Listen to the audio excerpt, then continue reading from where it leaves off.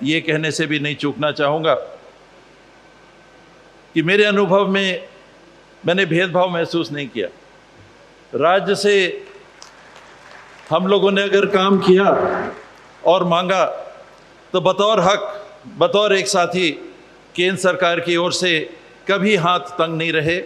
और मेरा विश्वास है कि आने वाले समय में इस देश को, इस प्रदेश को मिलके अपनी संघीय ढांचे की व्यवस्था में निरंतर हम आगे बढ़ाते रहेंगे, चाहे वो स्वास्थ्य का क्षेत्र हो, चाहे शिक्षा का क्षेत्र हो, चाहे औद्योगिकीकरण का क्षेत्र हो, चाहे रोजगार का क्षेत्र हो। सभी क्षेत्रों में ये साझा भागीदारी से हम विकास सतत करते रहेंगे। बहुत बहुत आभार आपकी उपस्थिति के लिए। धन्यवाद। जय हिंद, जय छत्तीसगढ़।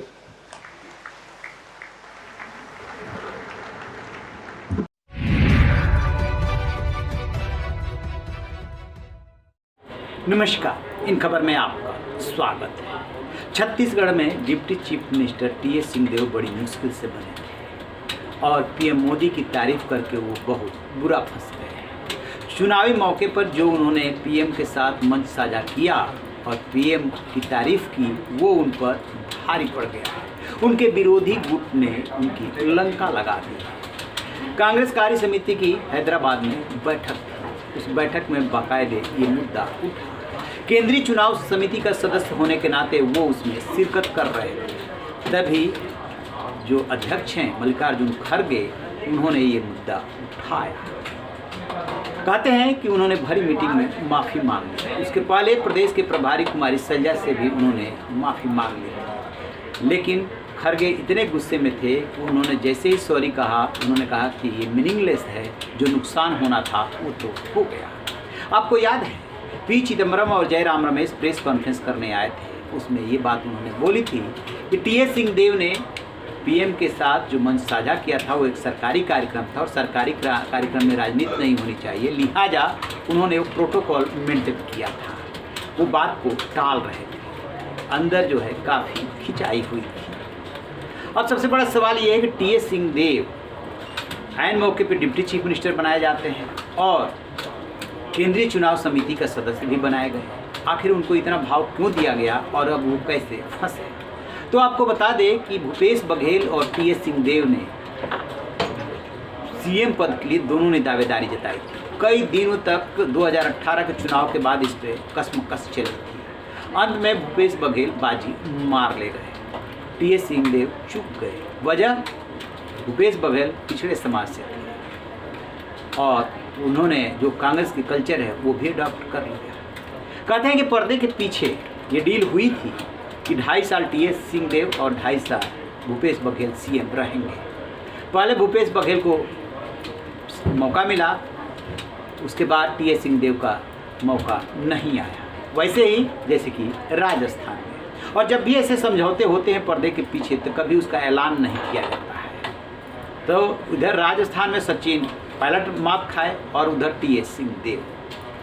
जब चुनाव का मौका आया तो कांग्रेस नेतृत्व को ऐसा लगा जैसे कि कहीं ऐसा ना हो कि आपसी खींचतान में ये चुनाव हो, राजस्थान और छत्तीसगढ़ दोनों में सत्ता को रिपीट करना है, तो टीएस सिंहदेव को कुछ दिया जाना चाहिए। लिया जा टीएस सिंहदेव को डिप्टी चीफ मिनिस्टर, और जब चुनाव का मौका आया तो केंद्रीय चुनाव समिति का सदस्य बना दिया गया। टीएस सिंहदेव ने इसे सहर्ष स्वीकार कर लिया क्योंकि उन्हें लगा कि अब इससे ज़्यादा नहीं मिल सकता। फिर आया मौका भूपेश बघेल के जन्मदिन का। टीएस सिंहदेव उन्हें मिठाई खिलाते हुए नजर आए और भूपेश बघेल उनका पैर छू रहे थे। ऐसा लगा जैसे सब कुछ सेटल हो गया है, लेकिन राजनीति में ऐसा होता नहीं है। बस मौके की ताक में नेता बैठे रहते हैं। सो कहते हैं कि जैसे ही टीएस सिंहदेव ने रायगढ़ के कार्यक्रम में पीएम मोदी की तारीफ की, वैसे ही जो वहाँ के उनके विरोधी गुट के नेता थे उनके कान खड़े हो गए और तत्काल केंद्रीय नेतृत्व को ये बात बताई गई। बस क्या था, उनका काम होने लगा। मौका मिल गया हैदराबाद की कार्य समिति की बैठक में और ये मुद्दा उठा। मुद्दा कहाँ से उठा? अनुशासन से बात की शुरुआत हुई, फिर टीएस सिंहदेव का एग्जाम्पल दिया गया और वहीं से फिर बात चल निकली। राजनीति में कोई बात छिपती नहीं है। जो उनके विरोधी रहे होंगे उन्होंने इस बात को बाहर लीक कर दिया, अदरवाइज तो ये बंद कमरे में बात हुई थी।